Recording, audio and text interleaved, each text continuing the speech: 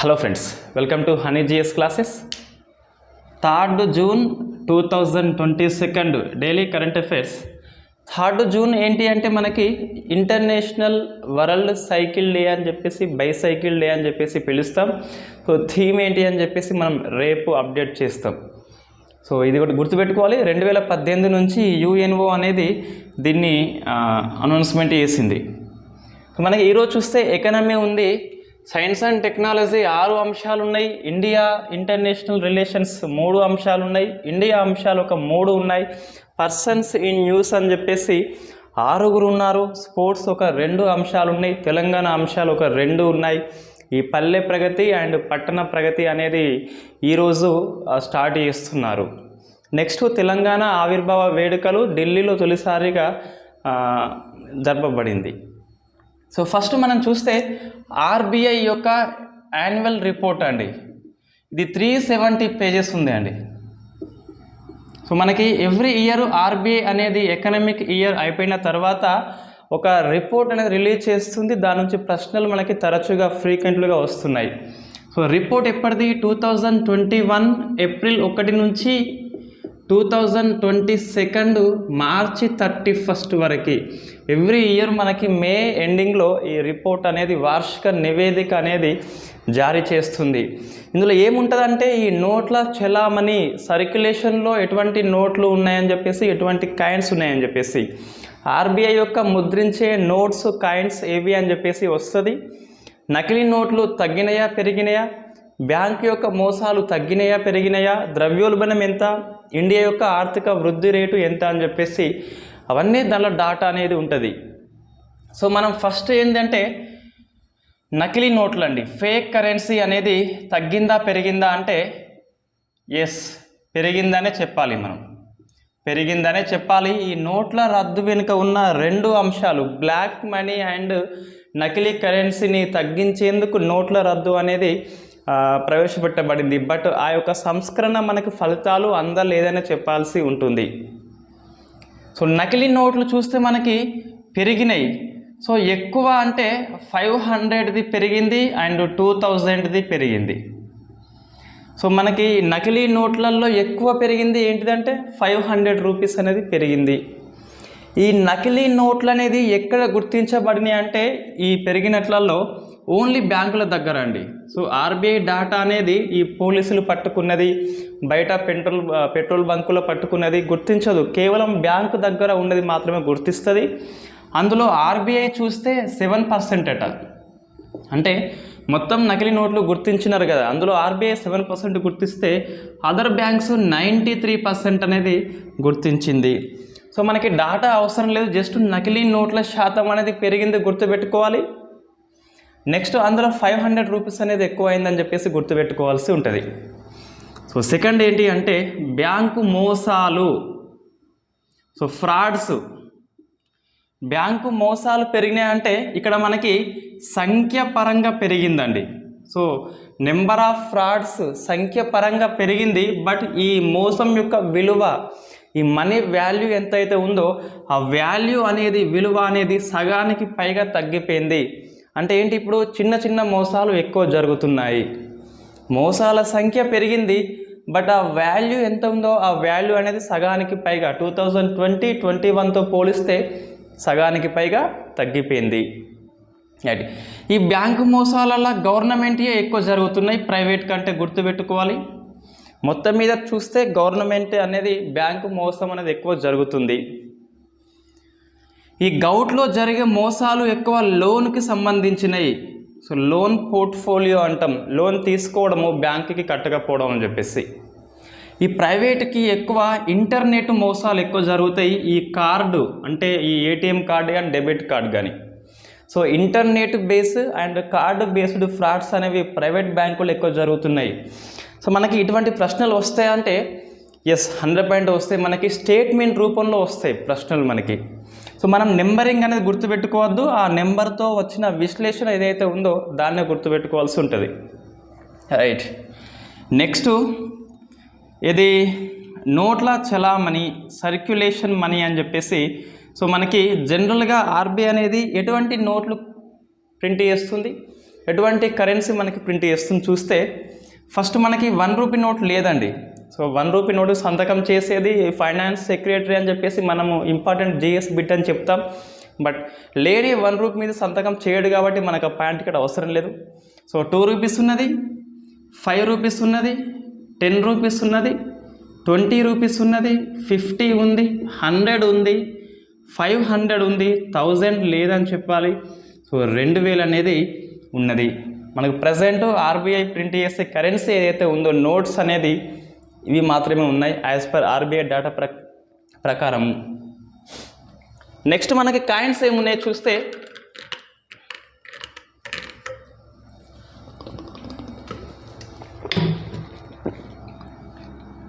So coins ఏమున్నాయి మనకి అంటే సో 50 పైసా కాయిన్ ఉందట అండి.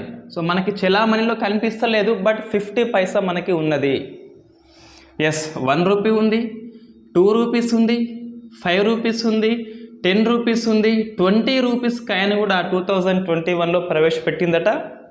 మనకి సర్క్యులేషన్లో లేనంత మాత్రాన లేదని కాదు, రిపోర్ట్లో ఉన్నంత మాత్రాన ఉన్నదని చెప్పేసి అర్థం మనకి.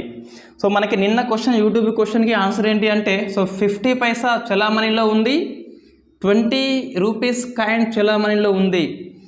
సో మనకి ఇది మీరు దీంతో విభేదిస్తే గిట్ట సో ఆర్బీఐ రిపోర్ట్ అని చెప్పేసి కొట్టండి, మీకు 371 పేజెస్ ఉంటుంది. అందులో 270 దగ్గర ఎక్కడో ఉంటుంది.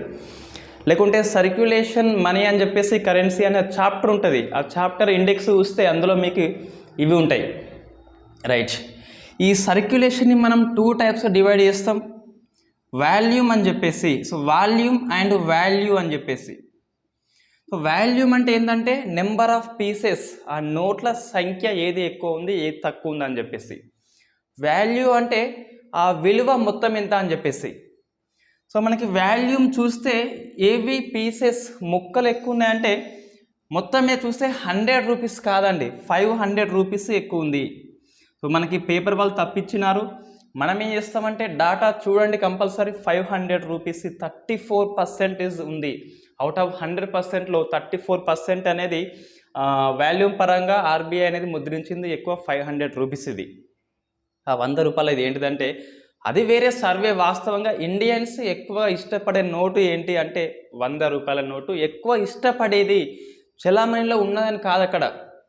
రైట్, అది మనకు అవసరం లేదు, అసలు ఈ సర్వే కానే కదా. అసలు అది ఒక పేపర్లో వచ్చింది, అందరు దాన్ని ఫాలో అయిపోతున్నారు. ఈ వాల్యూమ్ పరంగా 500 రూపీస్ అనేది ఎక్కువ ఉంది. సెకండ్ ఎక్కువ ఉంది 10 రూపాయలు, థర్డ్ ఎక్కువ ఉంది 100 రూపాయలు. సో థర్డ్లో ఉన్నదాన్ని ఫస్ట్లో పెట్టద్దు, వాల్యూమ్ పరంగా ఇది ఎక్కువ ఉంది. తక్కువ అంటే మనకి 2000 నోటు చాలా తక్కువ ఉంది. ఎందుకు అంటే 2021 నుంచి ఆర్బీఐ అనేది ప్రింట్ చేస్తలేదు, దాన్ని ఆపేసింది పూర్తిగా. సో 1.6% మాత్రమే ఉంది. అంటే 100 నోట్లు ప్రింట్ చేస్తే ఒక నోటు మాత్రమే ఈ 2000 నోటు అనేది ఉంది. రైట్, ఇప్పుడు మనకి దాదాపు 2000 నోటు రేర్గా కనిపిస్తుంది, ఎక్కడ కనిపిస్తలేదు. నెక్స్ట్ వాల్యూ పరంగా చూస్తే అంటే మొత్తం కరెన్సీ విలువ పరంగా చూస్తే ఎక్కువగా ఉన్నది 500 rupees. So volume and value రెండు కూడా ఎక్కువ ఉంది 500 రూపీస్. సెకండ్ మాత్రం మనకి 2000 ఎక్కువ ఉంది. సో లాస్ట్కి ఏముంటుంది 2 రూపీస్, ఇది 5 రూపీస్ తక్కువ ఉంటుంది వాల్యూ పరంగా చూస్తే ఇట్ట. జస్ట్ ఇక్కడ 2000 ఎక్కువ ఉండాలి. ఎందుకు ఎక్కువ లేదు అంటే తక్కువ ముద్రించింది కాబట్టి అది రెండో ప్లేస్కి వెళ్ళిపోయింది. నెక్స్ట్ మన కాయిన్స్ పరంగా చూస్తే ఎక్కువ వాల్యూమ్ ఉన్నది 1 రూపీ అండి. ఏది సో 1 రూపీ అనేది మనకి ఎక్కువగా ఉన్నది. సో వాల్యూ పరంగా చూస్తే 5 రూపీస్ ఎక్కువ ఉన్నది, 5 రూపీస్ అనేది ఎక్కువ ఉన్నది. సో అది మనకి గుర్తుపెట్టుకోవాలి 1 రూపీ అండ్ 5 రూపీస్ అని చెప్పేసి. సో మనకి ఆ కాయిన్స్ది అడగకపోవచ్చు బట్ ఈ నోట్ల కరెన్సీ అనేది కంపల్సరీ అవసరం. నెక్స్ట్ 2022-23 ఇయర్కి భవిష్యత్ పరంగా కొన్ని చెప్పింది. సో అందులో చూస్తే ఆర్థిక వృద్ధి రేటు అనేది 7.2% అట, 7.2% ఉంటుందట. ద్రవ్యోల్బణం ఇన్ఫ్లేషన్ అనేది 5.7 అని చెప్పేసి చెప్పింది. సో ఇది మారచ్చు మారకపోనవచ్చు, మొత్తం మీద ఊహించింది. ఇంకేమన్నదంటే ఈ 2021-22 ఆర్బీఐ యొక్క స్టాండ్ ఎక్కువ సార్ల అకోమోడేటివ్ అని చెప్పేసి ఉన్నది. సో అకమోడేటివ్ అంటే ఇది చీప్ మనీ పాలసీ, అంటే ఈ రెపో రేటు రివర్స్ రేపు అవన్నీ తగ్గించింది. ఎందుకు అంటే already COVID-19 very bad situation ఉండే కాబట్టి ప్రజలకి డబ్బు అనేది అందుబాటులో ఉండాలని చెప్పేసి సో వడ్డీ రేట్స్ తగ్గించింది. దాన్ని చీప్ మనీ పాలసీ అంటాం. అంటే 2021, 22 ఇయర్‌లో ఆర్‌బీఐ స్టాండ్ ఏందంటే చీప్ మనీ పాలసీ, పాజిటివ్ లేదా అకమోడేటివ్ పాలసీ అని చెప్పేసి చెప్తాం. అంటే వడ్డీ రేట్లు తక్కువ ఉంచింది. ప్రజలకి డబ్బు అనేది అందుబాటులో ఉంచింది. పరిశ్రమ వాళ్ళకి డబ్బు అందుబాటులో ఉంచింది. లోన్స్ ఎక్కువ వచ్చేలా చూసింది. సో గవర్నమెంట్‌కి ఫేవర్‌గా ఉంది ఈ 2021, 22 స్టాండ్‌లో. బట్ ఏమైతుంది ఇప్పుడు ద్రవ్యోల్బణం పెరిగిపోతుంది కాబట్టి ఈ రష్యా, ఉక్రెయిన్ వార్ అని చెప్పేసి తర్వాత ఈ పెట్రోల్ రేట్ వల్ల ఇప్పుడు ఏం చేస్తుందంటే ఆర్బీఐ అనేది డియర్ మనీ పాలసీ వైపు మెల్లమెల్లగా వెళ్తుంది. హాట్ కరెన్సీ వైపు మెల్లమెల్లగా వెళుతుంది. ఇది ఆర్బీఐ యొక్క యాన్యువల్ రిపోర్టు యొక్క ఏది సారాంశం అండి. రైట్, 371 పేజీలో ఇంతే మొత్తం మీద ఉన్నది. సో నెక్స్ట్ ఏంటి అంటే సో మన గోధుమలని టర్కీ అనేది రిజెక్ట్ చేసిందండి. సో మనకి వాస్తవంగా 13 మే నుంచి నిషేధం ఉంది. సో పూర్తిగా నిషేధం లేదండి. మనకు చక్కెర కూడా ఎట్లనో ఇది పరిమితంగా నిషేధించింది 13 మే అని చెప్పేసి. ఏంటిది అంటే 13 మేకి ముందు ఏమన్నా ఎక్స్పోర్ట్స్ చేసి ఉంటే ఒప్పందం చేసుకొని ఉంటే వాటిని ఎక్స్పోర్ట్ చేయవచ్చు. నెక్స్ట్ ఏవైనా దేశాలు ఆహార భద్రత విపత్తు వచ్చినప్పుడు ఆహార కొరత ఎదుర్కొంటే గిట్ట సపోర్ట్ కోసము ఈ ఇండియా అనేది ఎక్స్పోర్ట్ చేయవచ్చు. బట్ గవర్నమెంట్ యొక్క అనుమతి తీసుకోవాలి. చక్కెర ఎలాగో గోధుమ కూడా అలాగే పూర్తిగా బ్యాన్ అనేది చేయలేదు. చక్కెర మనకి 1 జూన్ నుంచి అండి. ఎక్కడ దాకా అక్టోబర్ వరకు, లేకుంటే నెక్స్ట్ ఉత్తర్వులు వచ్చేంత వరకు, ఇది కూడా నెక్స్ట్ ఆర్డర్స్ వచ్చేంత వరకు టర్కీ రిజెక్ట్ చేస్తుంది. ఎందుకంటే మన గోధుమలకి ఇండియన్ రుబెల్లా వైరస్ వచ్చిందట. వీళ్ళు టెస్ట్ చేసిండ్రు. సో వెనక్కి పంపితే ఈ గోధుమలు అనేవి గుజరాత్లోని కాండ్లా ఓడరేవుకు వచ్చినాయి. సో మాండ్లా ఓడరేవు వేరు. మాండ్లా ఓడరేవు అంటే బంగ్లాదేశ్లో ఉన్న ఓడరేవు, ఇది కాండ్లా ఓడరేవు అంటే గుజరాత్లో ఉన్న ఒకానొక ఓడరేవు. సో ఇది మనకి వార్తల్లో ఉంటుంది. దీని ఎఫెక్ట్ ఉంటుందండి మన గోధుమలకి. అసలు ప్రపంచంలో గోధుమ అనేది మన సెకండ్ ప్లేస్లో ఉంటుంది. ఫస్ట్ రష్యా, ఉక్రెయిన్ సంయుక్తంగా ఫస్ట్ ఉంటాయి. రైట్. సో మన గోధుమ డిమాండ్ ఇప్పుడు ఎక్కువ ఉంది. రష్యా, ఉక్రెయిన్ యుద్ధంలో కొట్టుకుంటున్నాయి కాబట్టి వాటికి అవకాశం లేదు ఎక్స్పోర్ట్ చేసటానికి. మనకున్నది బట్ మన వాళ్ళు బ్యాన్ చేసిండ్రు ద్రవ్యోల్బణం కోసం అని చెప్పేసి. ఆ రేట్స్ ఎక్కువ పెరుగుతున్నాయి అని చెప్పేసి. ఈ 2021, 22లో గోధుమ యొక్క ప్రొడక్షన్ అనుకున్నంత రాలేదని చెప్పేసి, ఈ ఎక్కువ వేసవి, ఎక్కువ హాట్ వల్ల గోధుమలు సరిగ్గా పండలేదని చెప్పేసి డిఫరెంట్ రీజన్స్తో మొత్తం మీద ఎక్స్పోర్ట్ మీద బ్యాన్ అనేది విధించింది పార్షియల్గా. సో నెక్స్ట్ చూస్తే మనకి ఇటీవల కరెంట్ అఫైర్స్ చూస్తే మన గోధుమలు 5 లక్షల టన్నులు అనేది సో మనం ఈజిప్ట్కి సరఫరా చేసినామండి. ఇది వెరీ ఇంపార్టెంట్ బిట్ మనకి. సో ఈజిప్ట్ జనరల్గా రష్యా, ఉక్రెయిన్ నుంచి చేసుకుంటుంది. వాళ్ళు యుద్ధంలో కొట్టుకుంటున్నారు కాబట్టి సుమారుగా మనకి 3-4 మంత్స్ అయిపోతుంది. ఇక్కడ మనకి ఈజిప్ట్ మనం చేసినాం. ఇది గోధుమ గురించి. మనకి ఆ జాగ్రఫీ చూస్తే గోధుమ ప్రధానంగా రబీ కాల పంట అని చెప్పేసి పిలుస్తాం మనం. రైట్, ఇది గోధుమ అండి. నెక్స్ట్ ఏంటి మనకి టర్కీ గుర్తుపెట్టుకోవాలి. రిజెక్ట్ చేసింది, ఈజిప్ట్ అనేది యాక్సెప్ట్ చేసింది. అవి 2 విషయాలు మనం గుర్తుపెట్టుకోవాలి. బ్యాన్ ఒకటి గుర్తుపెట్టుకోవాలి. సో నెక్స్ట్ ఉజ్వల స్కీమ్ అనేది మనకు తెలుసు. ఇది ఎల్పిజి కనెక్షన్ అనేది ఉచితంగా ఇస్తుంది, మహిళలకు మాత్రమే ఇస్తుంది. సో బీపీఎల్ వర్గానికి. అయితే ఇక నుంచి ఈ సబ్సిడీ ఏదైతే ఉందో దాన్ని ఎత్తివేస్తుంది. ఉజ్వల స్కీమ్ కింద ఎవరైతే ఎల్పిజి తీసుకుంటారో వాళ్ళకి మాత్రమే సబ్సిడీ అనేది ఇస్తుంది. 12 సిలిండర్స్కి ఇస్తుంది పర్ ఇయర్కి. ఇక మీదట మిగతా వాళ్ళు ఎవరైతే బీపీఎల్ వర్గంలో లేని వాళ్ళు ఉన్నారో, ఉజ్వల కిందికి రారో, వాళ్ళ మీద 200 రూపీస్ ఇస్తుందిగా, అది ఇక మీద ఇవ్వదు అని చెప్పేసి చెప్తున్నాం. మనం ఇంతకుముందు చూసినాం ఆల్రెడీ జీడిపి అనేది సో జీవీఏ కంటే ఎక్కువ ఉంది. ఎందుకు అంటే సబ్సిడీ అనేది క్రమంగా ఇండియా ప్రభుత్వం ఎత్తివేస్తుంది, ట్యాక్స్ ఎక్కువ జమ చేస్తుంది కాబట్టి సో అందుకే అది ఎక్కువ ఉన్నది. ఎంత 147 జీడిపి ఉంటే ఇది 136 అని చెప్పేసి ఉన్నది. లక్షల కోట్లు అంటే అది 136 గ్రాస్ వాల్యూ అవుట్పుట్ అని చెప్పేసి, గ్రాస్ వాల్యూ యాడెడ్ అని చెప్పేసి, ఇదేమో గ్రాస్ డొమెస్టిక్ ప్రొడక్ట్ అని. రైట్. ఎల్పిజి మనం చూస్తే దీనిలో ఉండే ప్రధానంగా ఉండే వాల్యూ ఏంటి అంటే మనకి జిఎస్ బిట్ వస్తుంది, ఫేమస్ బ్యూటెన్ అని చెప్పేసి. ఎల్పిజి ఆ గ్యాస్ అనేది లీకేజ్ అయిందని మనం తెలుసుకునేందుకు దాంట్లో వాడే వాయువు అనేది ఏంటిదంటే ఇథైల్ మెర్కప్టన్ అని చెప్పేసి, ఈ మెర్కప్టన్ వల్ల మనకి స్మెల్ వస్తుంది గ్యాస్ లీకేజ్ అయినప్పుడు. ఎల్పిజి కారణంగా ఆ రేటు పెంచితే ఇటీవల మనకి జనవరి నుంచి చూస్తే కజకిస్తాన్లో అల్లర్లు వచ్చినాయి, కజకిస్తాన్ దేశంలో. సో రష్యా వాళ్ళకి హెల్ప్ చేస్తుంది కజకిస్తాన్ అధ్యక్షుడికి అని చెప్పేసి. ఇది మనకి ఎల్పిజి గురించి ఉన్నది. ఇంకా 100% ఎల్పిజి కనెక్షన్ అనేది పూర్తి అయిన ఫస్ట్ రాష్ట్రం మనకి హిమాచల్ ప్రదేశ్ అని చెప్పేసి. దీని రాజధాని సిమ్లా ఉంటుంది కదా, ఈ సిమ్లాలో ఇటీవల ఈ 8 ఇయర్స్ అయిపోయాక గరీబ్ కళ్యాణ్ సమ్మేళనం అని చెప్పేసి మన మోడీ ప్రభుత్వం అనేది కండక్ట్ చేస్తుంది. రైట్, సేవా సుశాసన్ గరీబ్ కళ్యాణ్ అని చెప్పేసి ఒక పుస్తకం కూడా రిలీజ్ చేసింది మనకి ఈ సిమ్లా సమావేశంలో. 8 ఇయర్స్ గవర్నెన్స్ అయిపోయింది కాబట్టి. సో అది మనకి ఉజ్వల స్కీమ్ అనేది వార్తల్లో ఉంది. ఇప్పుడు ఏం గుర్తుపెట్టుకోవాలి, మనకు ప్రజెంట్ ఏంటి అంటే ఎల్పిజి కనెక్షన్ ఉజ్వల కింద లేకుండా సిలిండర్ ఉందంటే 200 రూపీస్ ఎక్కువ అయితే మంత్లీ, ఇంకా మీరు వేరే ఖర్చు తగ్గించుకోవాల్సి ఉంటుంది. సైన్స్ అండ్ టెక్నాలజీ ఆపరేషన్ మహిళా సురక్ష. సో ఆపరేషన్ మహిళా సురక్ష అంటే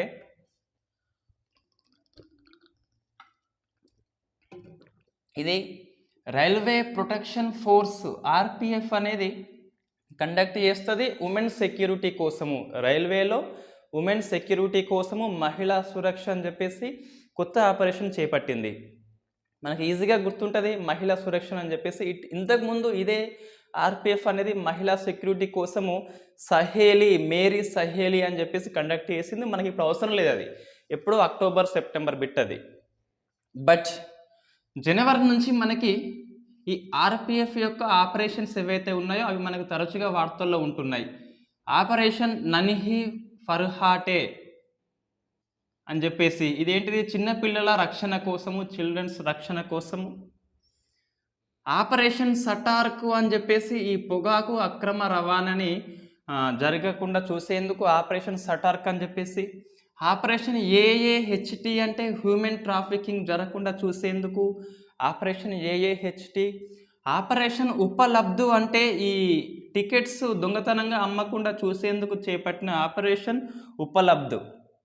సో ఇవన్నీ ఏంటి అంటే రైల్వే ప్రొటెక్షన్ ఫోర్స్ అనేది చేపట్టిన డిఫరెంట్ టైంలో ఆపరేషన్స్ ఫ్రమ్ జనవరి నుంచి. కొంతమంది మనకి కామెంట్లో మంత్లీ కరెంట్ అఫైర్స్ చేయండి అని చెప్పేసి. మంత్లీ కరెంట్ అఫైర్స్ ఎందుకు నాకు అర్థం కాదు. సో మనం మంత్లీ కరెంట్ అఫైర్స్ అనొద్దు, ఒక అంశం వచ్చినప్పుడు జనవరి నుంచి వచ్చిందా లేదా చూసుకోవాలి.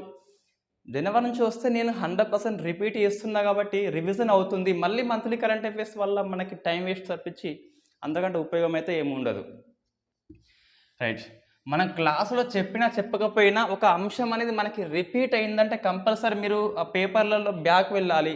సో గుర్తుంటే ఫైన్, గుర్తు లేకుంటే కంపల్సరీ బ్యాక్ వెళ్ళి చూసుకోవాలి, అక్కడ నోట్ చేసుకోవాలండి కంపల్సరీ.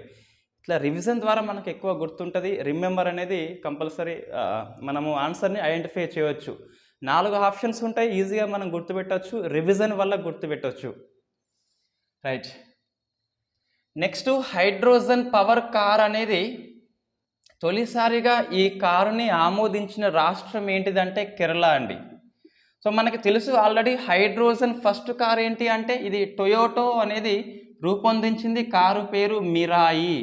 ఈ మిరాయి కారు అనేది మనకి ఎవరు, నితిన్ గడ్కరీ పార్లమెంట్కి వేసుకపోయిండు. సో ఫస్ట్ డ్రైవర్ ఎవరు అంటే మన Nitin Gadkari. So first state ఏంటి అంటే మనకి కేరళ అని చెప్పేసి. ఫస్ట్ హైడ్రోజన్, ఇది ఫ్యూయల్ సెల్ ఎలక్ట్రిక్ వెహికల్ అండి. అంటే జనరల్గా ఎలక్ట్రిక్ వెహికల్ మనకి 2 టైప్స్ ఉంటాయి. ఒకటి ఇంట్లో ఛార్జింగ్ పెట్టి బయటకు తీసుకుపోయేది, అవి పేలిపోతున్నాయి. ఇంకోటి ఏంటిదంటే హైడ్రోజన్ అనేది ఈ బ్యాటరీ లోపల ఉంటుంది. ఈ బండి పోతూనే అది ఛార్జ్ అవుతుంది, ఎలక్ట్రిక్తోని నడుస్తుంది.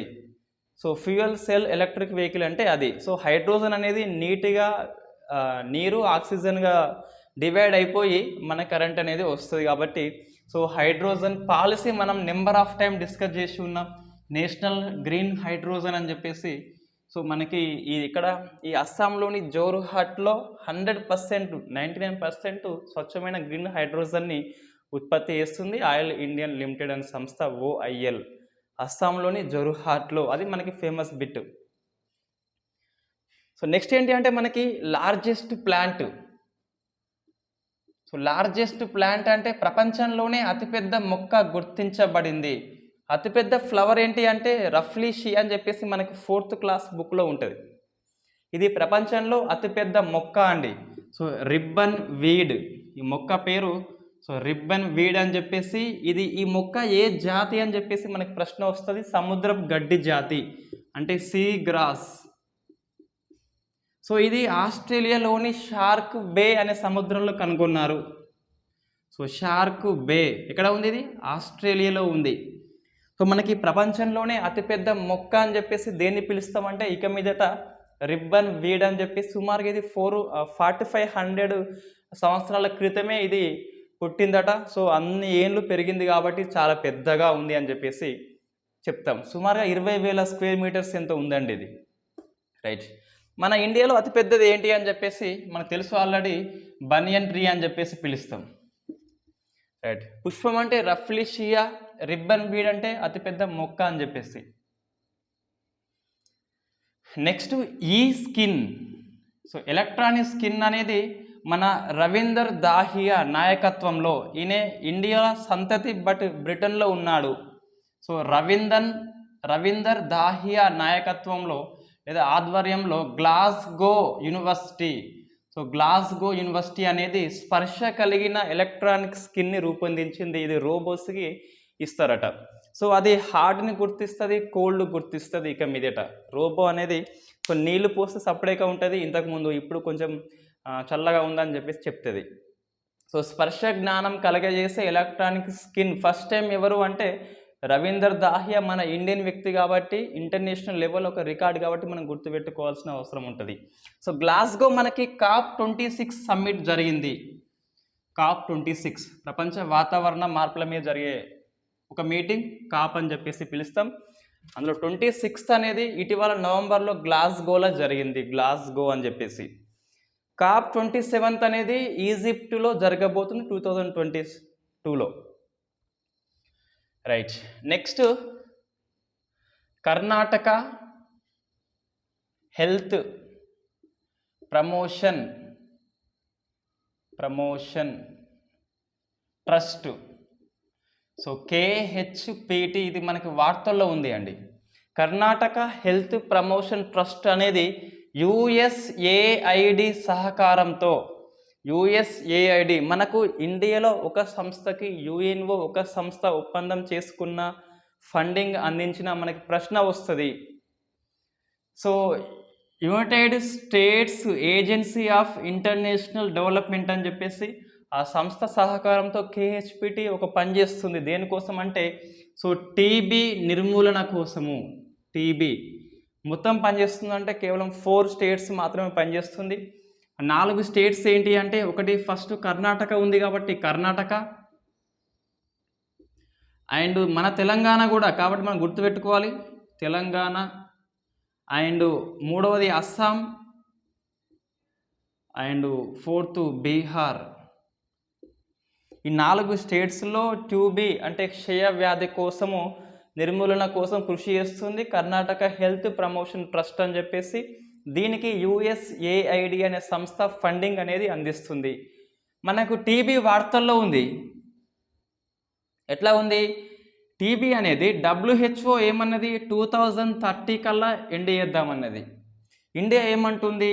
అన్ని రోజులు మేము ఆగము, 2025లోనే చేస్తామని చెప్పేసి వాగ్దానం చేసింది. బట్ ఏమైంది? ప్రపంచంలో టీబీ రోగులు ఉన్నది ఇండియాలోనే ఎక్కువ ఉంటారు. So first place goes to India. 2021తో పోలిస్తే 2022లో టీబీ కేసులు పెరిగినాయని చెప్పాలని చెప్పేసి మనకు టీబీ రిపోర్ట్ March 24 అని చెప్పేసి టీబీ డే ఉంటుంది. ఈ టీబీ డేన మన రిపోర్ట్ అయితే వచ్చింది. టీబీ డే మన థీమ్ ఏంటి అంటే ఇది ఇన్వెస్ట్ టు ఎండ్ టీబీ అని చెప్పేసి మనము ఆ థీమ్గా జరుపుకున్నాం. సో టీబీ అనేది ఎట్లా వస్తుంది? ఇది బ్యాక్టీరియా రోగం అని చెప్పేసి చెప్తాం మనం. బ్యాక్టీరియా రోగము ట్యూబరోక్యులోసిస్ అనే బ్యాక్టీరియా ద్వారా వస్తుంది. ఎట్లా స్ప్రెడ్ అవుతుంది? మనకి ప్రశ్న వచ్చింది ఎగ్జామ్లో. దగ్గినప్పుడు కానీ తుమ్మినప్పుడు కానీ ఆ డ్రాప్లెట్స్ ఏవైతే ఉంటాయో తుంపర్ల ద్వారా ఇతరుల వ్యక్తికి అనేది వస్తుంది. ఇది మనం గుర్తుపెట్టుకోవాలి. టీబీ వల్ల ఎక్కువ ఎఫెక్ట్ అయ్యేది ఏంటిదంటే ఇది లంగ్స్ ఎక్కువ ఎఫెక్ట్ అవుతుంది.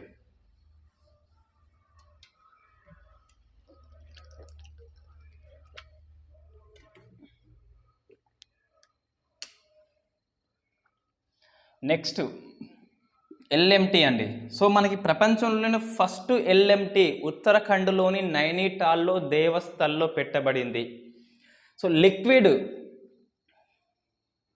మిర్రర్ టెలిస్కోప్, మనకి ఈ ఖగోళంలో ఉన్న వస్తువులు చూపేందుకు వాడేది టెలిస్కోప్.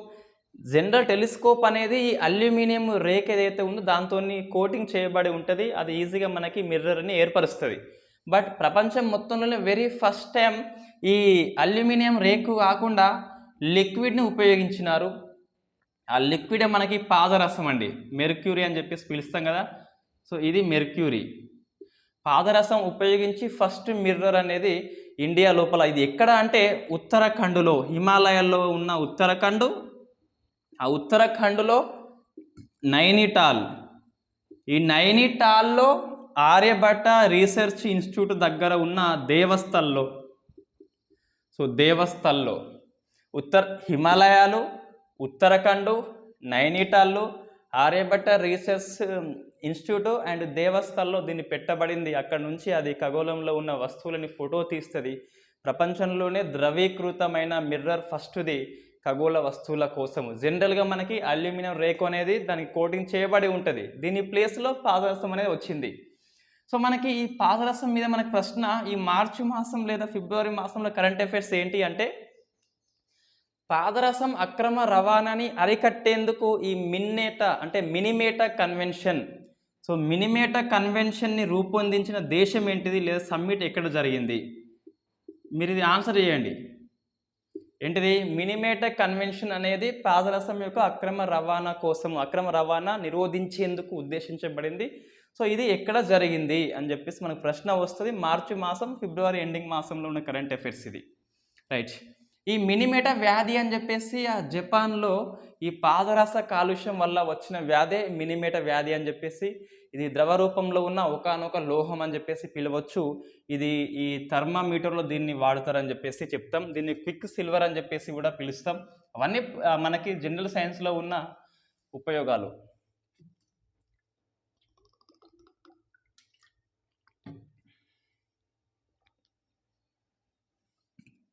నెక్స్ట్ ఫేమస్ అండి, సో సోలోగామి అంటే సెల్ఫ్ మ్యారేజీ, తనను తానే పెళ్ళి చేసుకోవడం అండి, తనను తానే పెళ్ళి చేసుకోవడము. మనకి మొత్తము ఈ ఇండియా హిస్టరీలో చూస్తే 8 టైప్స్ ఉంటాయి మ్యారేజీ. గాంధర్వ వివాహము, రాక్షస, అసుర, బ్రహ్మ, దేవ అని చెప్పేసి మొత్తం 8 ఉంటాయి. సో ఇది అందులో లేదు మనకి. సో పాలిగామి అని చెప్పేసి ఉంటుంది. ఇది సోలోగామి అంటే, సోలో అంటే తనకు తానే పెళ్ళి చేసుకోవడం అని చెప్పేసి. సో దీన్ని సింపుల్గా చెప్పాలంటే యాక్ట్ ఆఫ్ సెల్ఫ్ లవ్, అంటే తనని తాను బాగా ప్రేమించుకునే వ్యక్తులు తనను తానే పెళ్ళి చేసుకుంటారు. సో ఆమె మనకి క్షమాబిందు అండి, పేరు మనకి క్షమాబిందు. ఈమెది వడదోర ప్రాంతము. సో ఇది ఉన్నది ఎక్కడ అంటే మనకి గుజరాత్లో ఉంది. సో ఇండియాలో తొలి సెల్ఫ్ మ్యారేజ్ ఎక్కడ అంటే గుజరాత్లో, ఆమె పేరు క్షమాబిందు అని చెప్పేసి. ప్రపంచంలో ఎక్కడ అంటే మనకి అమెరికాలో లిండా బేకర్. సో ఆమె ఫస్ట్ పెళ్లి చేసుకున్నది, తనకు తానే పెళ్లి చేసుకున్నది. ఇక్కడ హైలైట్ ఏంటి అంటే ఈమె హనీమూన్ కూడా వెళ్తుందట, మన క్షమాబిందు గోవాకి వెళ్తుందట. ఒక్కటి వెళ్ళి ఏం చేస్తుంది కానీ మొత్తం మీద. సో హనీమూన్ కూడా జూన్ 11కి పెళ్ళి ఉంది. సో అంగరంగ వైభవంగా ఒక్కతే పెళ్లి చేసుకుంటుంది, అంటే అందరినీ పిలుస్తుంది. ఈ మైదాకు ఫంక్షన్లు, తర్వాత ఇంకా ఫంక్షన్లు, పాలపురకు లాంటివి కూడా అన్నీ చేసుకుంటుందట మొత్తం మీద. సో ఒకతే కాబట్టి సోలోగామి, ఫస్ట్ సోలోగామి ఇన్ ఇండియా అంటే క్షమాబిందు అని చెప్పేసి మనం గుర్తుపెట్టుకోవాలి. యాక్ట్ ఆఫ్ సెల్ఫ్ లవ్ అని చెప్పేసి చెప్తాం. రైట్. నెక్స్ట్ హరిజన్. ఏంటి హరిజన్ కాంట్రవర్సీ అంటే, హరిజన్ బస్తీ అని చెప్పేసి ఢిల్లీలో కొన్ని ఉన్నాయి, వాటి పేర్లు మారుస్తున్నాడు మన కేజ్రీవాల్. డాక్టర్ అంబేద్కర్ వాడగా మారుస్తున్నాడు. డాక్టర్ అంబేద్కర్ ఎందుకు అంటే, హరిజన అనేది కొంచెం దళిత్ కమ్యూనిటీని కించపరిచేదిగా ఉంటుందని చెప్పేసి మనం చెప్తాం. ఇండియా హిస్టరీలో వస్తుంది మనకి. ఆ కుల ఉద్యమాలు మనకి సిలబస్లో ఉంది, ఖాళీ సిలబస్లో, బట్ అది అక్కడ వస్తుంది. ఈ హరిజన్ అనే పదం ఫస్ట్ వాడింది నర్సింగ మెహతా అని చెప్పేసి. నర్సింగ మెహతా ఈయనే ఎవరు అంటే, ఈ దేవదాస్కి పుట్టిన బిడ్డలు ఈ హరిజన్ అనే అర్థంలో వాడిండు కాబట్టి సో అంబేద్కర్ ఈ గాంధీజీని తిడతాడు, నువ్వు దళిత్ కమ్యూనిటీని అవమానం చేస్తున్నావు అని చెప్పేసి. సో దాని ప్రకారము ఈ హరిజన్ అనే వాడని డాక్టర్ అంబేద్కర్ వాడగా మార్చింది ఢిల్లీ ప్రభుత్వము. అది మనం గుర్తుపెట్టుకోవాల్సి ఉంటుంది. నెక్స్ట్ మనకి మేజర్ సినిమా అనేది ఈరోజు రిలీజ్ అయిందండి. సో మేజర్ సినిమా అనేది దీనికి శశికరణ్ డైరెక్టర్ అండి. సో శశికిరణ్ దీనికి డైరెక్టరు. సో మేజర్ సినిమా అనేది ఈ సందీప్ ఉన్నికృష్ణన్ బయోగ్రఫీ ఆధారంగా రూపొందించబడింది. మనం గుర్తుపెట్టుకోవాలి compulsory. So Sandeep Unnikrishnan NSG national security guard యొక్క కమాండర్ ఈ సందీప్ ఉన్నికృష్ణన్. ఈయన 26/11 నవంబర్ 26న 3 days పాటు జరిగిన ముంబై టెర్రర్ అటాక్లో ఒకనొక హీరో సందీప్ ఉన్నికృష్ణన్. ఈయన యొక్క బయోగ్రఫీ ఆధారంగా శశికిరణ్ సినిమా తీసిండు మేజర్ అని చెప్పేసి. మన అడవి శేషదానికి సూపర్గా యాక్టింగ్ చేస్తాడు. రైట్, మనకి ప్రశ్న వస్తుందంటే చెప్పలేము ఇది మేజర్ సినిమా ఎవరి ఆధారంగా అంటే సందీప్ ఉన్నికృష్ణన్ అని చెప్పేసి. 26/11 ముంబై టెర్రర్ అటాక్ చేసింది లష్కరే తోయిబా ఎల్ఈటి అని చెప్పేసి ఈ మహమ్మద్ సయీద్. సో లష్కరే తోయిబా అప్పుడే కసబ్ పట్టుబడతాడు, మనం ఉరి తీస్తాం కసబ్ని. రైట్, ఇది మనకి మేజర్ సినిమా గురించి. అయితే ఈ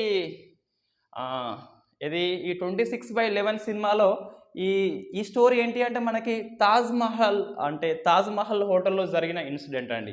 మనకి నారిమన్ హౌస్ అని చెప్పేసి, ఓబ్రియన్ హోటల్ అని చెప్పేసి, ప్లస్ తాజ్ మహల్లో కూడా జరుగుతాయి తాజ్ హోటల్లో.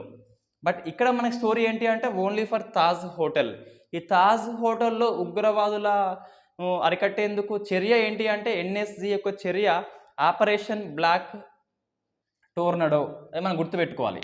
సో ఆపరేషన్ బ్లాక్ టోర్నడో ఏంటిది అంటే ఇది ఈ తాజ్ హోటల్లో ఉగ్రవాదుల ఏరివేత కోసము ఎన్ఎస్జి నేషనల్ సెక్యూరిటీ గార్డ్ అనేది చేపట్టిన ఆపరేషనే బ్లాక్ టోర్నడో. ఇన్ఫ్యాక్ట్ మనకి ఈ ముంబై దాడి అనంతరమే నేషనల్ ఏజెన్సీ అని చెప్పేసి ఎన్ఐఏ మనకి 2009లో ఏర్పడుతుంది.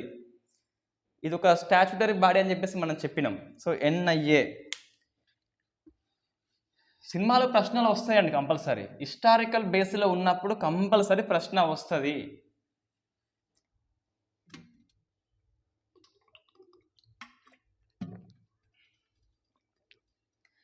నెక్స్ట్ ఇంటర్నేషనల్ అండి. సో మనకి ఇజ్రాయిల్ ఉప ప్రధాని లేదా రక్షణ శాఖ మంత్రి రెండు కూడా బెంజమిన్ ఇండియాకి వచ్చాడు. ఇండియాకి వచ్చి కొన్ని ఒప్పందాలు చేసుకున్నాడు. మనం ఆల్రెడీ డిస్కస్ చేసిన number of times. Israel India 92లో డిప్లొమాటిక్ రిలేషన్ స్టార్ట్ అయితే 30 years పూర్తయింది ఇటీవల మనకి. రైట్, ఈ ఇజ్రాయెల్ యొక్క ఉప ప్రధాని బెంజమిన్ ఇండియాకి వచ్చాడు. ఏ ఒప్పందం అంటే అన్మ్యాన్డ్ ఏరియల్ వెహికల్, డ్రోన్స్ అని చెప్పేసి పిలుస్తాం. అన్మ్యాన్డ్ మనిషి లేని ఏరియల్ వెహికల్ అంటే డ్రోన్స్ మధ్య ఒప్పందం ఒకటి వీళ్ళిద్దరు చేసుకున్నారు. సో మనకి ఇజ్రాయెల్ మనకి ఇటీవల వార్తల్లో ఉంది ఏంటిదంటే HAL అనేది ఈ మిడ్ ఎయిర్ రీఫ్యూలింగ్లో ఈ ఇజ్రాయెల్ ఏరోస్పేస్ ఇండస్ట్రీస్ యొక్క సహకారం తీసుకుంటుంది. ఎందుకోసం అంటే అది ఈ బోయింగ్ లాంటి సివిలియన్ ఏరోప్లేన్స్ని ఇండియన్ ఎయిర్ ఫోర్స్ కోసం మారుస్తున్నారు. అది మనకి వార్తల్లో ఉంది. సో బరాక్ 8 క్షిపణి అని చెప్పేసి ఇది వార్తల్లో ఉంది. ఇజ్రాయెల్ సహకారంతో ఇండియా రూపొందించుకుంటుంది బరాక్ 8 అని చెప్పేసి. అదే ఇజ్రాయెల్ ఇండియా మధ్య ఉన్న సంబంధాలు. సో మనకి మళ్ళా వస్తాయి, ఇజ్రాయెల్ వచ్చినప్పుడు మళ్ళీ డిస్కస్ చేద్దాం. సో నెక్స్ట్ ఏంటి అంటే ఇది ఫేమస్ అండి. So industry transition dialogue. ఇది సమ్మిట్ ఒకటి. సో ఇది వెరీ ఇంపార్టెంట్. సో జరిగింది ఏంటిది అంటే ఇండస్ట్రీ ట్రాన్సిషన్ డైలాగ్ అని చెప్పేసి జరిగింది. ఎక్కడ అంటే స్వీడన్లో జరిగింది. స్వీడన్లోని స్టాక్ హోమ్లో జరిగింది. Host countries Sweden plus India. India ఉంది కాబట్టి మనం గుర్తుపెట్టుకోవాలి. ఇంటర్నేషనల్ లెవెల్ సమ్మిట్ ఇండియా అనేది స్వీడన్ పోయి అక్కడ హోస్ట్ చేస్తుంది. స్వీడన్ ఇండియా అనేది ఒక కూటమిని స్టార్ట్ చేస్తే 2019లో. సో లీడర్ ఇండస్ట్రీ ట్రాన్సిషన్ అనే కూటమి తయారు చేస్తే దీన్ని LEIT అని చెప్పేసి పిలుస్తాం. స్వీడన్ అండ్ ఇండియా కలిపి తయారు చేస్తాయి. ఎందుకోసం అంటే ఇవి వాతావరణం మీద ప్యారిస్ ఒప్పందం ఉంది కదా, ఈ ప్యారిస్ ఒప్పందం అమలు కోసం ఈ కూటమి పనిచేస్తుంది. వాతావరణ మార్పుల మీద 2015లో ప్యారిస్ ఒప్పందం చేసుకుంటారు. పారిశ్రామిక అభివృద్ధి జరగకముందు ఎంత టెంపరేచర్ ఉందో అంతకంటే 1.5 కంటే ఎక్కువ పెరగద్దు అని చెప్పేసి ఆ ఒప్పందం ఉంటుంది. ఆ ఒప్పందం అమలు కోసము ఒక కూటమిని, దేశాల కూటమి అనేది ఈ స్వీడన్ అండ్ ఇండియా ఏర్పాటు చేసింది. ఆ సందర్భంగా ఈ మీటింగ్ అనేది జరిగింది. రైట్. మనకి ఇటీవల ఈ ప్యారిస్ ఒప్పందం 2015 కోసము ఇండియా అనే దుబాయ్తో ఒప్పందం చేసుకుంది. అది మనకి వేరే మళ్ళీ కరెంట్ అఫైర్స్ వస్తుంది. రైట్. దీని థీమ్ ఏంటి అంటే, ఈ మీటింగ్ యొక్క థీమ్ వెన్యూ ఎక్కడ, stock home, host country Sweden plus India అని చెప్పేసి. థీమ్ ఏంటి అంటే stock home 50. So stock home plus 50 ఎందుకంటే ఈ వాతావరణ మార్పుల మీద ఫస్ట్ సదస్సు జరిగింది 1972 అండి. స్టాక్ హోమ్లో జరిగింది. 50 ఇయర్స్ అయిపోయింది కాబట్టి ఈ వాతావరణ సదస్సుకి ఈ థీమ్ని పెట్టిండ్రు. స్టాక్ హోమ్ ప్లస్ 50 అంటే 50 ఇయర్స్ అయిపోయింది. మనకి ఇది June 5న జరిగింది. ఆ June 5న మనకి వరల్డ్ ఎన్విరాన్మెంట్ డే అని చెప్పి సెలబ్రేట్ చేసుకుంటున్నాం. అదే రోజు యూనియన్ ఎన్విరాన్మెంట్ ప్రోగ్రామ్ అని చెప్పేసి ఒక సంస్థ మనకి నైరోబీలో ఏర్పాటైంది. UNEP అని చెప్పేసి పిలుస్తాం. సో ఎన్విరాన్మెంట్ ప్రోగ్రామ్ అని చెప్పేసి పిలుస్తాం. రైట్. స్టాక్ హోమ్ ప్లస్ 50 అని చెప్పేసి, సో మనకి healthy planet for prosperity all, అందరి సంపన్నం కోసము ఆరోగ్యమైన గ్రహము అని చెప్పేసి థీమ్. ఆపర్చునిటీస్ అండ్ రెస్పాన్సిబిలిటీ అని చెప్పేసి దీనిలో భాగంగా మనకి కొన్ని రకాల బాధ్యతలు ఉంటాయి, కొన్ని రకమైన అవకాశాలు ఉంటాయి అని చెప్పేసి థీమ్ అండి. సో మనం ఇటువంటి థీమ్ వచ్చినప్పుడు ఎట్లా గుర్తుపెట్టుకోవాలంటే జస్ట్ హెల్తీ ప్లానెట్ అని చెప్పేసి గుర్తుపెట్టుకోవాలి. ప్రాస్పర్టీ అంటే సుసంపన్నమైన, ఆల్ అందరికీ అని చెప్పేసి. రైట్. ఇది మనకి థీమ్ అండి. రైట్. ఇది మనకి స్టాక్ ప్లస్ 50 అంటే గుర్తుపెట్టుకోవాలి 50 ఏళ్ళు అయింది కాబట్టి థీమ్ ఎంచుకున్నారు. బట్ ఈ మీటింగ్ జరిగేది ఎందుకు అంటే ఈ స్వీడన్ అండ్ ఇండియా కలిసి లీడర్ ఆఫ్ ఇండస్ట్రీ ట్రాన్సిషన్ని ఏర్పాటు చేసినాయి. ఆ LEIT అనేది దేనికోసం అంటే ప్యారిస్ ఒప్పందం 2015 అమలు కోసము దేశాల కూటమి మొత్తం 37 దేశాలు ఉంటాయి. అందులో 37 ఉంటాయి దేశాలు. రైట్. ఇది మనకి స్టాక్ హోమ్ గురించి, ఆ మీటింగ్ గురించి గుర్తుపెట్టుకోవాలి. So next India and Afghanistan అండి. సో ఆఫ్ఘనిస్తాన్కి తొలిసారిగా ఈ ఆఫ్ఘనిస్తాన్లో తాలిబాన్ ప్రభుత్వం అనేది ఆక్రమణ చేసుకుంది. తాలిబాన్ పరిపాలన స్టార్ట్ అయినప్పటి నుంచి ఇండియా ఆఫ్ఘనిస్తాన్ మధ్య రిలేషన్స్ లేవు, డిప్లొమాటిక్ రిలేషన్స్ లేవు, తెగిపోయినాయి. కాబట్టి so JP Singh very important వ్యక్తితను. So JP Singh external affairs యొక్క సెక్రటరీ. సో ఇది అసిస్టెంట్ జాయింట్ సెక్రటరీ అండి. ఎక్స్టర్నల్ అఫేర్స్ యొక్క జాయింట్ సెక్రటరీ ఈ JP సింగ్ ఆధ్వర్యంలో ఆఫ్ఘనిస్తాన్కి ఒక బృందం వెళ్ళింది డిప్లొమాటిక్ రిలేషన్స్ కోసము, దౌత్య సంబంధాలు మళ్ళీ స్టార్ట్ చేసేందుకు అని చెప్పేసి. మీరు కామెంట్ చేయండి, ఆఫ్ఘనిస్తాన్తోని ఈ సమయంలో తాలిబాన్ ప్రభుత్వం ఉంది కదా, ఈ సమయంలో దౌత్య సంబంధాల పునరుద్ధరణ అవసరమా లేదా, మీరేమి భావిస్తున్నారు? మనకి ప్రశ్న ఏంటి అంటే ఇండియా అనేది తాలిబాన్ ప్రభుత్వంతో దౌత్య సంబంధాలు అంటే స్టార్ట్ చేసేందుకు ఒక JP సింగ్ ఆధ్వర్యంలో జాయింట్ సెక్రటరీ తను ఎక్స్టర్నల్ అఫేర్స్కి, విదేశాంగ శాఖకి సో ఇతని ఒక కూటమిని పంపింది. సో మనకి అవసరమా, అవసరమైతే ఎందుకు అవసరము, అవసరం లేకుంటే ఎందుకు అవసరం లేదని చెప్పేసి. సో మనం ఎటువంటి పేపర్ న్యూస్ రీడింగ్ చేస్తే కంపల్సరీ అర్థమవుతుంది. సో అటువంటి విశ్లేషణ చేస్తే మనం గ్రూప్ 1 మెయిన్స్ లాంటివి ఈజీగా రాయొచ్చు. గ్రూప్ 2లో కూడా మనకి బిట్ అనేది కొంచెం తింపి అయినప్పుడు ఈజీగా ఆన్సర్ అనేది చేయవచ్చు. రైట్. ఇంటర్నేషనల్ రిలేషన్స్కి బెస్ట్ సైట్ ఇండియన్ ఎక్స్ప్రెస్ అండి. హిందూ అనే సైన్స్ అండ్ టెక్నాలజీ వీటికి కానీ సో ఇండియన్ ఎక్స్ప్రెస్లో ఏదైనా దేశానికి ప్రధానమంత్రి మనోడు పోయినప్పుడు ఆ ప్రధాని ఇండియాకి వచ్చినప్పుడు అందులో ఎక్సలెంట్గా ఇస్తాడు. రిలేషన్స్ ఎప్పుడు స్టార్ట్ అయినాయి, ఎట్లా అని చెప్పేసి, ఆ మార్పులు ఏంటి, డైనమిక్స్ ఏంటి అని చెప్పేసి. నెక్స్ట్ పర్సన్స్ ఇన్ న్యూస్ అండి. సో మనకి ఫేమస్ వ్యక్తి భజన్ సోపోరి చనిపోయిండు. ఇతను ఈ సంతూర్ అనే వాయిద్యం ఉంటుంది కదా, ఈ సంతూర్ మ్యాస్ట్రోలో ఫేమస్ అండి. సంతూర్ అనే వాయిద్యాన్ని ఇతను ఎక్కువ వాయిస్తాడు. సో భజన్ సోపోరి అని చెప్పేసి పండిట్ భజన్ సోపోరి, జమ్మూ కాశ్మీర్. సో మనకి ఇంతకుముందు ఈ సంతూరిలో శివకుమార్ శర్మ అని చెప్పేసి కాశ్మీర్ వ్యక్తి చనిపోయిండు. ఇతను కూడా ఈ సంతూర్ దాంట్లో ఫేమస్. మనకు ప్రశ్న వస్తుంది, ఇటీవల శివకుమార్ శర్మ చనిపోయాడు, అతను ఏ వాయిద్యంలో ఫేమస్ అంటే సంతూర్లో ఫేమస్. భజన్ సోపేరి దేనిలో ఫేమస్ అంటే సంతూర్లో ఫేమస్. డిఫరెన్సెస్ ఏంటి అంటే ఈయనకంటే ఈయన ఎక్కువ ఫేమస్ అన్నట్టు. సో ఇతన్ని మనం ఏమంటామంటే కల్చరల్ బ్రిడ్జి, సాంస్కృతిక వంతెన. వంతెన అంటే కలిపేస్తుంది దేన్ని అంటే ఇండియా అండ్ జమ్మూ కాశ్మీర్ని కలిపే ఒక కల్చరల్ బ్రిడ్జిగా ఇతన్ని వర్ణిస్తారు కాబట్టి అంత ఎక్కువ. ఇంకా గట్టిగా చెప్పాలంటే ఇతను సెయింట్ ఆఫ్ సంతూర్. సో సంతూర్కి ఒక దైవ దూత అని చెప్పేసి పిలుస్తాం. ఇంకా చెప్పాలంటే ఇతన్ని కింగ్ ఆఫ్ స్ట్రింగ్స్ అంటాం. సో కింగ్ ఆఫ్ స్ట్రింగ్స్ అంటే తీగల వంతెన అని చెప్పేసి చెప్తాం.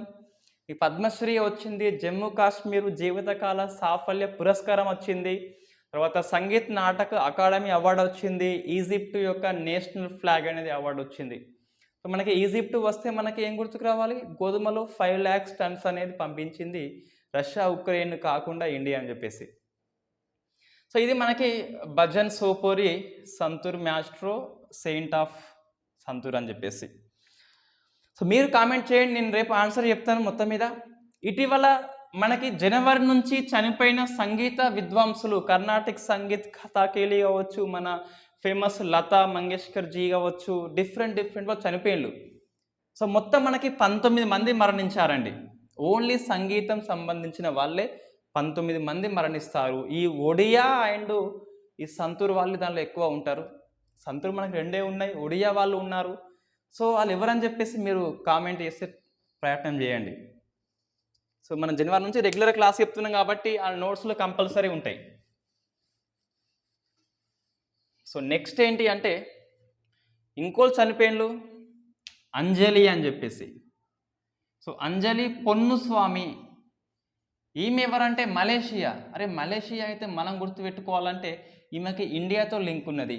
ఇండియన్ నేషనల్ ఆర్మీ అని చెప్పేసి మన నేతాజీ స్థాపిస్తాడు. అందులో ఝాన్సీ దళం అని చెప్పేసి ఉంటుంది. ఆ ఝాన్సీ దళంలో పనిచేస్తుంది, ఝాన్సీ రెజిమెంట్లో పనిచేస్తుంది మన అంజలి పొన్నుస్వామి. సో చనిపోయింది కాబట్టి మన ప్రధానమంత్రి ప్రగాఢ సంతాపం తెలియజేశాడు. మనం కంపల్సరీ అంతే గట్టిగా గుర్తుపెట్టుకోవాల్సి ఉంటుంది. సో అంజలి ఈజీ పేరు కాబట్టి మనకు గుర్తుంటుంది, వెల్ నోన్ నేమ్ కాబట్టి. ఏంటి ఈమె యొక్క ఇంపార్టెన్స్ అంటే ఇండియన్ నేషనల్ ఆర్మీలో ఆజాద్ హిందూ ఫౌజ్లో నేతాజీ యొక్క ఝాన్సీ రెజిమెంట్కి, ఆ ఝాన్సీ దళానికి నాయకత్వం కాదు, మన సెనెగల్ లక్ష్మీ సెహగల్ నాయకత్వం. బట్ ఇక్కడ మనకి ఏంటి అంటే ఈమె పనిచేసింది ఆమె దగ్గర. రైట్. సెనెగల్ అంటే మళ్ళా నేను ఇది మీకు క్లాస్ చెప్పట్లేదు అనుకోకండి. ఉపరాష్ట్రపతి ఆఫ్రికా దేశాలకు వెళ్ళినాడు. ఆ 3 దేశాలు నేను ఒకటేసారి చేస్తాను, రేపటి కల్లా ఖతార్ వస్తాడు. ఇవాళ సెనెగల్లో బస చేస్తున్నాడు, సాయంత్రం అయిపోయినాక తెల్లారి లేస్తే స్నానం చేసి ఖతార్ వస్తే రేపటి కల్లా అయిపోతుంది. ఆ 3 దేశాలు నేను ఒకేసారి చేస్తా. సెనెగల్ అని చెప్పేసి, సెహగల్ అన్నప్పుడు సెనెగల్ గుర్తుకు వచ్చింది, అట్లా గుర్తుకు రావాలి కంపల్సరీ. నెక్స్ట్ లోహీద్ చుక్కు. ఈ లోహీద్ చుక్ ఎవరంటే ఈ ఉక్రెయిన్ యొక్క తొలి అధ్యక్షుడు అన్ఫార్చునేట్లీ మరణించాడు. సో మనకి యుఎస్ఎస్ఆర్ నుంచి రష్యా అండ్ ఉక్రెయిన్ మిగతా దేశాలన్నీ విడిపోతాయి. ఆ విడిపోయినప్పుడు తొలి అధ్యక్షుడు ఉక్రెయిన్కి లోహీద్ చుక్కు కాబట్టి ఉక్రెయిన్ వార్తల్లో ఉంది కాబట్టి మనం కంపల్సరీ గుర్తుపెట్టుకోవాలి, వెరీ ఇంపార్టెంట్. ఆ జెలెన్స్కీ కంటే ఇతనే ఎక్కువ మనకు పరీక్షలకు ఛాన్స్ ఉంటుంది. సో నెక్స్ట్ అనీ అలీ, ఒక మహిళ అండి. ఆస్ట్రేలియాలో ఒక మంత్రిగా ప్రమాణ స్వీకారం చేస్తుంది. ఈమె ఇంపార్టెన్స్ అంటే మహిళా మంత్రి ఒకటి, ప్లస్ ఈమె ఖురాన్ని పట్టుకొని ప్రమాణ స్వీకారం చేసింది. సో మనకి ఆల్బోనియా ఆంటోనీ అని చెప్పేసి ఆస్ట్రేలియా నూతన ప్రధానమంత్రి ఉన్నాడు, ఈ మోరిసన్ ప్లేస్లో వస్తాడు. సో ఆయనే ఇంపార్టెంటే. ఈమె ఇంకా ఎక్కువ ఇంపార్టెన్స్, ఎందుకంటే మహిళ అయి ఉండి ప్లస్ క్రిస్టియన్ దేశమైన ఆస్ట్రేలియాలో ఇన్ఫ్యాక్ట్ మన ఖురాన్ని పట్టుకొని ప్రమాణ స్వీకారం చేసింది. సో ఫస్ట్ లేడీ కాబట్టి మనం గుర్తుపెట్టుకోవాల్సి ఉంటుంది. ఆస్ట్రేలియా కంప్లీట్గా క్రిస్టియన్ జనాభా 99% వాళ్ళే ఉంటారు. ఈ బాక్సింగ్ డే టెస్ట్ అని చెప్పేసి ఉంటుంది డిసెంబర్ 26న ఇంగ్లాండ్కును ఆస్ట్రేలియాకి ఇండియాకి మధ్య జరుగుతుంది. సో నెక్స్ట్ రాజేష్ గేరా. ఈ రాజేష్ గేరా ఎవరు అంటే నేషనల్ ఇన్ఫర్మేషన్ సెంటర్కి ఇతను డైరెక్టర్ జనరల్గా అపాయింట్మెంట్ అయినాడు. రాజేష్ గేరా. రాజేష్ భూషణ్ అంటే ఎవరు అంటే మన వరల్డ్ హెల్త్ అసెంబ్లీకి పార్ట్ బికి అతను చైర్మన్గా ఎన్నికయ్యాడు. రైట్, పరిపాలన ఆర్థిక చూసుకుంటుంది అది రాజేష్ భూషణ్, రాజేష్ గేర్ అని చెప్పేసి. నెక్స్ట్ యశ్ దుల్. ఈ యశ్ దుల్ ఎవరు అంటే మనకి ఈ అండర్-19 ఇండియన్ క్రికెటర్ కెప్టెన్ అతను. సో ఇతన్ని ఎన్నికల సంఘం వాడుకుంటుంది. ఢిల్లీలో ఎన్నికల ప్రచారకర్తగా, అంబాసిడర్గా ఇతన్ని ఓటు హక్కు మీద అవేర్నెస్ కోసము, యంగ్స్టర్లో ఓటు హక్కు అవేర్నెస్ రావాలని చెప్పేసి ఈ యశ్ దల్ లేదా యశ్ దుల్ అని చెప్పేసి వాడుకుంటుంది. నెక్స్ట్ మనం స్పోర్ట్స్ చూస్తే ఈ ఆసియా హాకీలో దక్షిణ కొరియా స్వర్ణం వచ్చింది, ఇండియాకి కాంస్యం వచ్చింది. సో మనం ఏది గుర్తుపెట్టుకోవాలంటే ఉత్తమ్ కుమార్ అని చెప్పేసి మన హాకీ ప్లేయర్ అండి. అతనికి best rising player of the hockey అని చెప్పేసి అవార్డు వచ్చింది. సో రైజింగ్ అంటే ఇప్పుడే డెవలప్ అవుతున్నాడు యంగ్స్టర్ అతను. ఉత్తమ్ కుమార్కి అవార్డు వచ్చింది. నెక్స్ట్ బంధన్ మేతా దమ్ము. సో ఒక డాక్యుమెంటరీ బంధన్ మేతా ధమ్ అంటే ఒక డాక్యుమెంటరీ. దీన్ని తీసేది ఎవరు అంటే నీరజ్ పాండే. మనకి ఇన్ని పేర్లు గుర్తుంటాయంటే రోజు పేపర్ రీడింగ్ చేస్తే ఒక 6 months తర్వాత మనకి పేర్లు రిపీట్ అవుతూ ఉంటాయి. ఫేమస్ డైరెక్టర్ అతను బాలీవుడ్లో ఒక డాక్యుమెంటరీ చేస్తున్నాడు. దేని మీద అంటే ఇండియా ఆస్ట్రేలియా సిరీస్ అనేది జరిగింది లాస్ట్ ఇయర్లో. ఆస్ట్రేలియా గడ్డ మీద ఇండియా కప్పు గెలుచుకుంది. ఇది వరల్డ్ కప్ కంటే గొప్ప విక్టరీ అని చెప్పేసి మనం చెప్పొచ్చు. ఎందుకంటే ఫస్ట్ మ్యాచ్లో కోహ్లీ కెప్టెన్, వాళ్ళ బిడ్డ పుడితే అతను వెళ్ళిపోతాడు. 36 పరుగులకే ఆల్అౌట్ అవుతుంది ఇండియా. అటువంటి స్థితిలో మిగతా 3 టెస్టులు Ajinkya Rahane mister dependable in foreign కంట్రీస్లలో. మనకి సేనా కంట్రీస్ అని ఉంటాయండి. South Africa, England, New Zealand, Australia. ఈ 4 దేశాలలో ఈ అజింక్య రహానే ఎక్కువ ఆడతాడు. వాస్తవంగా విదేశాల్లో ఎక్కువ ఆడతాడు. మన వాళ్ళు విదేశాల్లో ఎక్కువ ఆడరు. సో ఆయన కెప్టెన్సీలో మిగతా 3 మ్యాచ్లలో 2 గెలిచి డ్రా చేసుకుంటుంది. సో అటువంటి ఎక్సలెంట్ విజయాన్ని ఒక డాక్యుమెంటరీగా తీస్తుంది కాబట్టి బంధన్ మేతా ధమ్ అని చెప్పేసి మనం గుర్తుపెట్టుకోవాల్సి ఉంటుంది. నీరజ్ పాండే అని చెప్పేసి ఒక డాక్యుమెంటరీ ఫిల్మ్ అండి. రైట్, ఇది మనకి June 3 current affairs. Thank you very much.